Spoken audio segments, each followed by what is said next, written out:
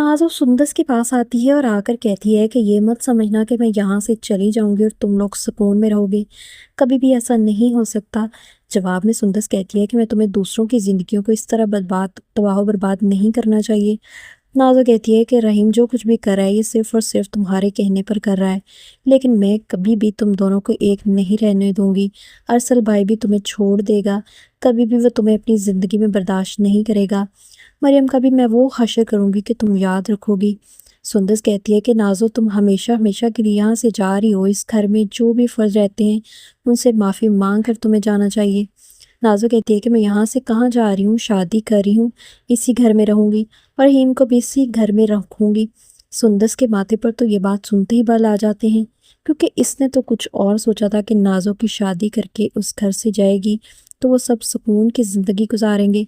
सुंदस की ये हालत देखकर नाज़ो खिलखिला कर हंसती है और कहती है बहुत अफसोस हुआ मुझे कि तुम्हारे तो सारे प्लान्स ही फ्लॉप हो गए। तुमने तो सोचा होगा कि नाज़ो की शादी होगी और तुम फिर इस घर पर राज करोगी, लेकिन आप ये बात भूल गई कि मेरे होते हुए मैं किसी और को हुकूमत करने कैसे दे सकती हूँ। ऐसा तो सिर्फ आपकी सोच में ही हो सकता है, नाज़ो असल में तो ऐसा होने ही नहीं देगी।